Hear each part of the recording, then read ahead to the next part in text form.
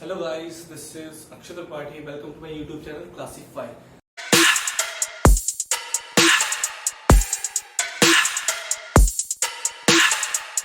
This is the second video on error analysis in which we will discuss about combination of errors. Errors का combination कैसे होता है. बाकी जो detailed analysis थी, एब्सोल्यूट एरर क्या होती है, मीन एब्सोल्यूट एरर क्या होती है, रिलेटिव एरर्स क्या होती है, परसेंटेज एरर क्या होती है, बाकी डिफरेंस, एक्यूरेसी, प्रिसीजन, ये हम लोग लास्ट वीडियो में देखा था. आप उसको देख सकते हो, मैंने डिस्क्रिप्शन में लिंक उसकी दे दी है, तो आप वहां से उसको रिकमेंड कर सकते हैं. ये इस वीडियो का टारगेट है हमारा combination of errors. Combination of error की बात करते हैं. थोड़ा सा रिकैप में जाते हैं हम लोग. लास्ट में हमने देखा था कि किसी फिजिकल क्वांटिटी को आप कैसे लिख सकते हैं, उसके term A mean plus minus delta absolute mean error, ये लिख सकते हैं. ये एक क्वांटिटी को आप रिप्रेजेंट करने का तरीका है. इस तरीके से क्वांटिटी को आप रिप्रेजेंट कर सकते हैं. यहाँ पे ये क्या होता था, ट्रू वैल्यू या मीन वैल्यू, ये होती थी एब्सोल्यूट मीन एरर. हमने कैसे निकाला था, इसकी प्रोसेस हम लोग लास्ट वीडियो में डिस्कस उसका पूरा कर चुके हैं. आप उसको देख सकते हैं अगर आपको इस केस नहीं पता है.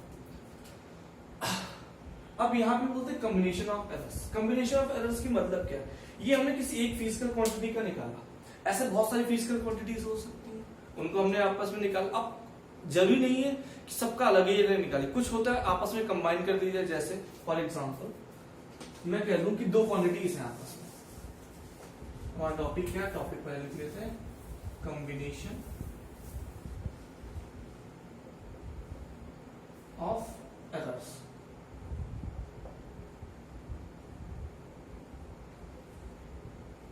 ये हमारा टॉपिक है. एक कोई क्वांटिटी है ए, उसको हमने लिख दिया A mean plus minus delta A mean. कोई बी क्वांटिटी है, उसको हमने लिख दिया B mean plus minus delta B mean. हमारे पास दो क्वांटिटीज हो गई. एक कोई फिजिकल क्वांटिटी होगी, एक ये कोई. अब हमसे एक कोई ऐसी क्वांटिटी बोल दी, कहा कि बताओ इसके एरर्स क्या होंगे, इसके एरर्स क्या होंगे हमारे पास. तो उसके लिए हम लोग अब या तो एक तरीका उस क्वांटिटी का अलग निकाले, या तो अगर वो क्वांटिटी इन क्वांटिटी इस ए या बी, अगर हमारे पास ये दो बी नोन है, इनसे मिलकर बन रहे, तो क्या हम इनकी कुछ कॉम्बिनेशन से निकाल सकते हैं, उस चीज को देखना है. अगर फॉर एग्जांपल ये एक कोई क्वांटिटी z है या x है, मान लीजिए ये a प्लस बी है, तो हमको a में पता है कि उसकी ट्रू वैल्यू ये है, उसकी एब्सोल्यूट एरर ये है. b का पता है, और a b का कॉम्बिनेशन जब हम उनको ऐड करते हैं तो ये एक आती है. तो हम लोग इसके बारे में जानना चाहते हैं कि इसकी मीन वैल्यू क्या होगी या इसकी absolute error, mean absolute error क्या होगी, इसके बारे में हम लोग को जानना है. तो सिंपली आप नॉर्मली इनको ऐड कर दो. x को आप क्या लिख सकते हो, x को आप लिख सकते हो x mean plus minus delta x mean. इसके बराबर होना ही है इसको. a क्या था हमारा, a मीन को मैं m से लिख दे रहा हूं, plus minus delta m, addition का sign, bm plus minus delta bm. Normally आप इनको ऐड कर दो, am प्लस bm हो जाएगा. यहां पे plus delta am plus minus delta bm, ऐसे कर सकते हैं. ये प्लस माइनस, बाहर एक एडिशन का साइन लगा सकते हो. तो ये आपके x मीन के x m plus delta plus minus delta x, ये हम लोगों को लिख दिया. तो अगर हम आपस में इनको कंपेयर करके देखें, अगर हमने इनको आपस में कंपेयर किया तो देखेंगे कि xm की वैल्यू तो हमारे पास आ जाएगी सिंपली am प्लस bm.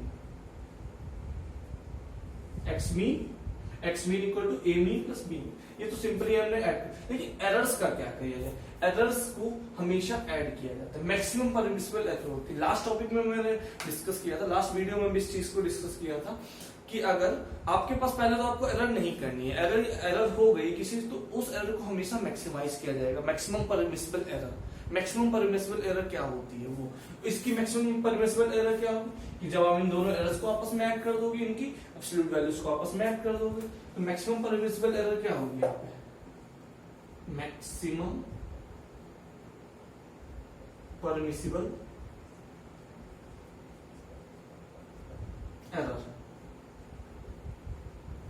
वो होगी डेल्टा एक्स मीन। वो कितनी होगी आपकी? वो होगी आपकी delta A mean plus delta B mean. क्या नॉर्मली आप अगर दो क्वांटिटीज हैं उनको आपको सिंपल एडिशन करना है और उसमें जो एक नई क्वांटिटी है एक्स या कोई भी हो सकती है, आपने तो मैंने फॉर नॉमेनक्लेचर एक्स ले लिया है, तो उस क्वांटिटी के आपको अगर टोटल एरर निकालनी है तो वो मैक्सिमम पॉसिबल एरर कितनी है, मैक्सिमम परमिसिबल एरर कितनी है आपकी, दोनों एरर्स जो कि यहां से होंगी उनका नॉर्मल सम। ठीक है, ये आपका हो गया एडिशन के केस में। क्या सब्ट्रैक्शन के केस में भी यही चीज होती है? हाँ, सब्ट्रैक्शन के केस में अगर मैं इस चीज को करूं, आप इस चीज को नोट भी कर सकते हैं, देख सकते हैं। सब्ट्रैक्शन के केस में क्या होगा, अगर मैं यहीं पे थोड़े चेंजेस करता हूं, एक कोई क्वांटिटी है जो डिफाइंड होती है x minus A B, minus A B होती है, तो सिंपल सी बात है, उस x को आप ऐसे भी नोट कर सकते हो, x mean plus minus delta x mean, इस तरीके से। यहां पे बस एक साइन आ जाएगा, जब यहां पे करेंगे माइनस साइन, यहां पे भी माइनस साइन आएगा,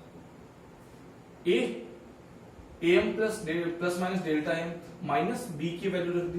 तो यहां पे जब आप इसको इस चीज को मैं लिख के दिखाऊंगा आपको सही से, जो कि सबसे ज्यादा इंपॉर्टेंट है, इस चीज पे ज्यादा फोकस करिएगा। एम माइनस बी एम तो आपका सिंपल हो गया, एम माइनस बी एम दो क्वांटिटीज है, सिंपली आप उनको सब्ट्रैक्ट कर रहे हैं तो उनकी ऑब्वियसली ट्रू वैल्यूज आपस में सब्ट्रैक्ट हो जाएगी। लेकिन क्या उनकी एब्सोल्यूट वैल्यूज भी सब्ट्रैक्ट होंगी आपस में? जी नहीं। एब्सोल्यूट जो एब्सोल्यूट एरर्स और एब्सोल्यूट जो मीन एरर्स है, क्या वो भी आपस में सब्ट्रैक्ट होगी? नहीं। एरर्स को आपको हमेशा मैक्सिमाइज करना है। मैं बार बार इस पॉइंट को नोटिस कर रहा हूं। अगर आपसे एरर हो चुकी है, मतलब क्वेश्चन में एरर का बात मतलब नहीं है, एरर्स इस तरीके से आप समझिएगा कि ये जो एरर्स हो गई हैं, तो इन एरर्स को हमेशा मैक्सिमाइज करो। इन एरर्स को कभी भी आप मिनिमाइज नहीं कर सकते कि हाँ इसको भी आप delta A M minus delta B M कर देते हैं, इससे एरर हमारी कम। ये रॉन्ग है, क्योंकि ये एरर आपके आ जाए तो उस एरर को हमेशा मैक्सिमाइज करो, क्योंकि वो आपके फर्दर है ना हमेशा दिखनी चाहिए कि हाँ आपकी इतनी हो चुकी है। तो यहां पे ये delta A M plus delta B M होगा। तो यहां पे ये तो सिंपल एक्स मीन निकाला, वो तो आपका यही आ गया, ए एम माइनस बी। लेकिन जो मैक्सिमम परमिसिबल एरर होगी सब्ट्रैक्शन के केस में भी, वो भी इतनी ही होगी। सब्ट्रैक्शन में भी, सब्ट्रैक्शन अदर क्वांटिटीज को आप सब्ट्रैक्ट भी कर रहे हैं आपस में, तो ट्रू वैल्यूज तो आपस में सब्ट्रैक्ट हो जाएंगे, लेकिन जो परमिसिबल एरर होगी उनके बीच में मैक्सिमम, उनका हमेशा एडिशन ही होगा, तभी मैक्सिमम परमिसिबल। कभी भी मिनिमम नहीं करी जा सकती। मिनिमम कर रहे तो मतलब आप गलती कर रहे हैं, आपको गलती नहीं करनी। तो ये जो चीजें आपको समझ आ रही होंगी, सब्ट्रैक्शन एडिशन, ये बहुत इंपॉर्टेंट पॉइंट है, इस पॉइंट को आप नोट करके रखिए। तीसरा, अगर मल्टीप्लिकेशन की बात करते हैं कि दो क्वांटिटीज को आपस में अगर मल्टीप्लिकेशन किया जाए, जिससे ए कोई क्वांटिटी है, सिंपल वही लिखा था एम, मैं अब ए मीन को एम से रिप्रेजेंट कर रहा हूं, और बी है आपका B M plus minus delta B M. तो अगर एक कोई क्वांटिटी मान लीजिए इस बार जेड डिफाइन की जाए, ए इंटू बी, तो सिंपल आप इनका मल्टीप्लिकेशन जेड को कैसे लिख सकते हो, Z M plus minus Z delta Z M equal to A M plus delta A M B M plus minus delta B M. Simple multiplication करिए, first term को इस टर्म से, इसके इस टर्म से, फिर दिए, फिर ये ऐसे आपको मल्टीप्लाई करना, A M into B M. दूसरा टर्म क्या बनेगा, A M in plus minus A M into delta B M. तीसरा क्या आएगा, plus minus delta A M into B M. Last term क्या आएगा, plus minus delta A M into delta B M. यहां तक आपको क्लियर होगा, simple maths है, कुछ भी खास नहीं है। ये Z M plus minus delta Z M, यहां तक पहुंच गए। अब अगर मैं इस चीज को डिवाइड बाय जेड कर दूं, अब ये चीज बेसिकली आपकी क्या लिखी है, अगर मैं कह दूं whole divide by Z, both side divide by Z. आप इस टर्म को पहले, चलिए इस चीज को एक सेकंड होल्ड करते हैं, पहले इस चीज को देखते हैं, क्या ये टर्म यहाँ पे नेग्लेक्ट करना चाहिए कि नहीं? इस टर्म को यहाँ पे नेग्लेक्ट करना चाहिए। एरर्स वैसे भी बहुत छोटी होती है, एरर्स बहुत छोटी, और छोटे नंबर्स का आपस में मल्टीप्लिकेशन और छोटा नंबर हो जाता है, तो इन नंबर्स के कंपेयर्स में ये नंबर बहुत छोटे। मान लो एग्जांपल यहाँ पे एरर होती 0.01, एक में होती 0.01, 0.02, तो इनका मल्टीप्लिकेशन करेंगे तो आपका आएगा 0.0002। तो ये बहुत ही छोटा नंबर हो एज कम्पेयर टू ये नंबर्स जो फर्स्ट 3 टर्म्स है उनके कंपेयर में बहुत छोटा है। तो इस चीज को हम यहाँ पे पहले नेग्लेक्ट कर सकते हैं। तो इस चीज को अगर हम लोगों ने नेग्लेक्ट कर दिया तो ये सिंपली हट जाएगी, सिर्फ नेग्लेक्ट कर देंगे, जीरो नहीं होती, लेकिन इन टर्म्स के कंपेयर में वो काफी छोटी है तो उसको हमने नेग्लेक्ट कर दिया। अब उस चीज को जब नेग्लेक्ट कर दिया तो हम लोग कह दिया divide by Z, both side divide by Z. अब जेड से डिवाइड कर देंगे इससे, तो पूरे से जब डिवाइड करेंगे तो 1 plus minus delta Z by M आएगा, जेड, सिंपल मैथ्स। इधर हो जाए Zm की वैल्यू क्या होगी, am इंटू बी एम, तो यहाँ पे भी प्लस 1 हो जाएगा, तो इससे होल डिवाइड करेंगे आप ऐसे am इंटू बी एम, तो हर टर्म के साथ होगा तो ये 1 आएगा। यहाँ पे क्या बनेगा, plus minus am cancel, delta B M divided by B M. जब आप इसके साथ लेके जाएंगे तो फिर plus minus delta am divided by am, इतना आपको मिलेगा जब divided by Z both side, जब आप बोथ साइड जेड से डिवाइड कर देंगे। इतना आपको क्लियर हो गया होगा। तो 1 1 देखा जाए दोनों साइड से 1 1 कैंसिल हो गया, तो यहाँ पे क्या लिख के आ गया, Z divided by Z, delta Z divided by Z equal to delta am upon bm, plus minus values है आपके पास, plus minus delta am delta bm divided by bm। अब ये क्या होता है, मैंने आपको बताया था रिलेटिव एरर क्या होती है, delta A mean upon A mean. तो ये रिलेटिव एरर्स है। तो एरर्स होती हैं, चाहे रिलेटिव हो, चाहे एब्सोल्यूट हो, चाहे परसेंटेज, हमेशा मैक्सिमम परमिसिबल एरर लेनी है। आपको मैंने पहले बता दिया कि अगर एरर हो गई तो हमेशा मैक्सिमम परमिसिबल एरर्स को आपको मतलब हमेशा उनको ऐड कराना है, कभी सब्ट्रैक्ट नहीं करना। तो इसमें से आप क्या कर सकते हैं, इस चीज में आप एडिशन करा सकते हैं इनका नॉर्मली। तो यहां से माइनस साइन हटा दिया जाए, तो ये क्वांटिटी हमको मिली। ये कहां से मिली, इस चीज को आप इससे कंपेयर करिए, इस चीज से अगर हम इस चीज को कंपेयर करें तो एडिशन एंड सब्ट्रैक्शन में हमने देखा था कि एब्सोल्यूट एरर्स को हमेशा ऐड करते हैं, क्वांटिटी में एब्सोल्यूट एरर्स को हमेशा ऐड करते हैं, चाहे वो सब्ट्रैक्ट हो रही है चाहे ऐड हो रही है, एब्सोल्यूट एरर्स हमेशा ऐड होंगी। लेकिन जब मल्टीप्लिकेशन या डिवीजन की बात होगी तो वहां पे भी डिवीजन का बाद में फर्क हम लोग देख रहे हैं। मल्टीप्लिकेशन के केस में रिलेटिव एरर्स का हमेशा ऐड होता है। Relative error of the quantity is equal to relative error of quantity A plus relative error of quantity B. ये लिख सकते हैं relative error of quantity Z के बराबर हो जाएगा। इस चीज को आप समझ गए होंगे यहाँ पे। तो ऐसे फर्दर अगर यहाँ पे ए बी इंटू सी होता है तो सिंपली आप यहाँ पे लिखते हैं relative error of Z equal to relative error of A plus relative error of B plus relative error of C. Relative error क्या होती है मैं आपको बता ही चुका हूँ, डेल्टा अगर एब्सोल्यूट एरर का mean upon mean absolute error upon true value या ए मीन, जो भी आप ना समझ सकते हैं। तो ये चीज आपको क्लियर हो गई होगी। ये है मल्टीप्लिकेशन के लिए। तो मल्टीप्लिकेशन के लिए हम लोगों ने देख लिया। सिमिलरली होता है डिवीजन के लिए। अगर दो क्वांटिटीज का आपस में डिवीजन कर रहे हैं ए डिवाइडेड बाई उससे फर्दर जेड क्वांटिटी बननी है, तो यहाँ पे भी अगर आपको एरर निकालनी है तो आप लिखेंगे मीन एब्सोल्यूट वो रिलेटिव एरर ऑफ जेड जो की होगी mean absolute divided by true value of Z is equal to delta A mean upon delta M delta A mean upon M plus delta B mean upon B mean. इस चीज को भी आप यहाँ पे नोटिस करेंगे, यहाँ पे भी एडिशन ही होता है, यहाँ पे भी सब्ट्रैक्शन नहीं करते हैं कि आप इसको क्या ऐसे लिख दें बी रेस्ट पर -1 हो जाएगा, उस तरीके से यहाँ पे लिख दें। नहीं, अगर ये क्वांटिटी गिवन है इस तरीके से तो आप हमेशा ऐड ही करेंगे उन चीजों, आप उनको कभी सब्ट्रैक्ट नहीं करेंगे।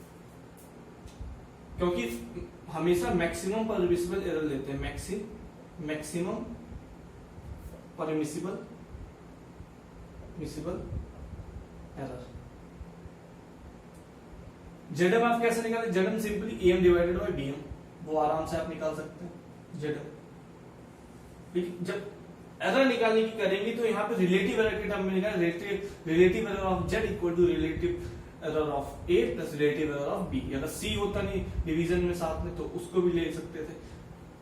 तो ये था आपका मल्टीप्लिकेशन डिवीजन, हम लोगों ने देख लिया। इससे पहले हम लोगों ने एडिशन और सब्ट्रैक्शन का देखा था। अब हम लोग देखते हैं एक्सपोनेंट के टर्म में। बेसिकली इनका फर्दर एक्सटेंशन ही है, इसमें कुछ खास है नहीं। व्हेन जब पावर रेज हो जाती है, पावर रेज मान लो एक क्वांटिटी का ए स्क्वायर। अभी हम लोग सिंपली ए इक्वल टू क्या था, ए mean plus delta A mean, ये लिखा है। तो ए स्क्वायर सिंपली आप इसको ये भी लिख सकते हैं, ए इंटू ए। तो ये बिल्कुल ए इंटू बी टाइप का बन गया। तो आप इसको कैसे लिख सकते हैं, delta Z by Z equal to delta A by A plus delta A by A. तो कितना आ गया, 2 times delta A by A, 2 times delta A by A आ गया। ऐसे अगर ए क्यूब होता तो A into A into A into A, मतलब 3 times A into A into A, तो 3 टाइम्स हो जाता delta A by A plus delta A by A plus delta, तो 3 टाइम्स हो जाता। ऐसे अगर डिवीजन होता तो भी वही चीज कर सकते थे। तो इसका एक जनरल फॉर्मूला बना दिया गया, जनरलाइज कर दिया गया इस चीज को, जो कि इंपॉर्टेंट होता है। काफी बार इस चीजों पे क्वेश्चन आ जाते हैं। अगर इस फॉर्म में आपकी कोई क्वांटिटी लिखी है, A raise to power M, B raise to power N upon C raise to power या मैं पी, तो इस क्वांटिटी का आपका कहा जाए, और आपको एबीसी तीनों बता दिया गया है कि BM plus minus delta BM and CM plus minus delta C, तीनों क्वांटिटीज आपको दे दी जाए ऐसे। तो आप कहा जाए इस फिजिकल क्वांटिटी का हम लोग को टोटल एब्सोल्यूट एरर हमको फाइंड करनी। तो आप कहोगे ये कॉम्बिनेशन, अगर आपको एडिशन सब्ट्रैक्शन का नहीं दिखता है, इसमें आपको एब्सोल्यूट एरर्स को ऐड करना होता है, यहाँ पे आपको रिलेटिव एरर्स को ऐड करना होता है मल्टीप्लिकेशन एंड डिवीजन में। आपको मैंने मल्टीप्लिकेशन के लिए दिखाया भी था। तो यहाँ पे क्या देखो, रिलेटिव एरर ऑफ जेड जो कि इस तरीके से लिखी जाएगी is equal to M test. अगर मैं इस चीज को भूल जाऊंगी, थोड़ी देर के लिए भूल जाऊं, तो ये क्या लिखा, ए रेज टू पावर एम, मतलब ए एम टाइम्स मल्टीप्लाई किया। तो अभी मैंने देखा था कि ए एम टाइम्स अगर ए स्क्वायर होता था तो उसकी relative error 2 times delta A by A होता था, मतलब 2 times relative error of A. तो एम है A raise to power M, तो ये आ जाएगा M times relative error of A, plus अगर मैं इसको भूल जाऊं, सिर्फ B raise to power M देखूं, तो N times relative error of B. जब हमने देखा था बी स्क्वायर लिखा हुआ तो 2 times delta B by B आ जाता था रिलेटिव एरर जेड की, ऐसे हम लोग लिख देते थे इस चीज को। तो एन इस टाइम तो एन टाइम्स रहेगा डेल्टा बी बाई बी। और हमने ये भी देखा था कि अगर डिवीजन में भी होता था ए बाई बी, तब भी हम लोग एडिशन ही करते थे हमेशा, क्योंकि हमको मैक्सिमम परमिसिबल एरर लेनी होती थी। अगर ये होता था तब भी हम लोग इस चीज को डेल्टा जेड बाई जेड लिखते थे, मैक्सिमम परमिसिबल एरर। तो वहां पे भी इसकी पावर जाएगी, तो सी की पावर पी है, तो उसी तरीके से P time relative error of C आएगा। तो इस क्वांटिटी को आपने इस तरीके से निकाल लिया। बाकी जेड कैसे कैलकुलेट है, जेड आप नॉर्मली तरीके से कैलकुलेट, जेड मतलब जेड यहाँ पे सारे एम होते हैं। इसको लिखने का तरीके से लिखा नहीं मैंने, लेकिन आप इस चीज को समझ सकते हैं, इस तरीके से लिखा जाता है। ये पूरा कंसेप्ट है। ये डेरिवेशन आपका फर्दर एक्सटेंशन ही है मल्टीप्लिकेशन एंड डिवीजन का, इस चीज को आप क्लियर कर सकते हैं। इसके ऊपर क्वेश्चन आते हैं। एक क्वेश्चन मैं डिस्कस कर रहा हूं जो कि आपके कंसेप्ट क्लियर कर देगा। ये 2004 आईआईटी में आया था, जो उस टाइम पे मेंस एडवांस नहीं होता था, आईआईटी होता था। तो ये आईआईटी का क्वेश्चन है, 2004 में आया था आई थिंक। तो उस क्वेश्चन को हम लोग डिस्कस कर लेते हैं एक बार। लास्ट टाइम आपको एक और वीडियो बताया था कि हाँ, वो पॉइंट में फिर से बता देता हूँ कि रिलेटिव एरर होती है, उनकी यूनिट्स नहीं होती, नो यूनिट्स। रीजन मैंने बोला, डायमेंशनल एनालिसिस का वीडियो है, उसमें आप इसको देख के, जहां पे रिलेटिव एरर होती है, रिलेटिव टर्म आ जाता है वहां पे, मतलब सेम डिवाइडेड बाय सेम। तो जहां पे यूनिट्स होती है तो उनकी आपस में कैंसिल आउट हो जाती है, तो उनकी वैल्यू नहीं रह, उनकी सिर्फ वैल्यू बचती है, उनकी कोई यूनिट नहीं होती, तो वो डायमेंशनल लेस हो जाते हैं रिलेटिव टाइप की। तो रिलेटिव एरर की कोई यूनिट नहीं होती, लेकिन एब्सोल्यूट एरर की यूनिट होती है, एब्सोल्यूट एरर की यूनिट होती है। क्योंकि वो सब्ट्रैक्शन या एडिशन होते हैं। हमने डायमेंशन एनालिसिस में देखा था मेरे वीडियो में, जो कि मैं आपको डिस्क्रिप्शन में उसका भी लिंक दे दूंगा, कि एडिशन और सब्ट्रैक्शन में आप ऐड उन्हीं क्वांटिटीज को कर सकते हैं, सब्ट्रैक्ट उन्हीं क्वांटिटीज को कर सकते हैं जिनकी डायमेंशन सेम होती है, और उनकी डायमेंशन ऐड सब्ट्रैक्ट करने पे सेम ही रहती है, वो चेंज नहीं होती है। तो अब लास्ट क्वेश्चन जो है मैं बोल रहा हूँ 2004 IIT जेई में आया था, क्वेश्चन था, मैं आपके लिए क्वेश्चन रीड कर देता हूँ। एक वायर है जिसका मास गिवन था 0.3 प्लस माइनस 0.003 ग्राम। एक वायर है जिसका मास ये गिवन है, रेडियस उसकी दी गई है 0.5 प्लस माइनस 0.005 मिलीमीटर, एंड उसकी लेंथ दी गई है 6 प्लस माइनस 0.06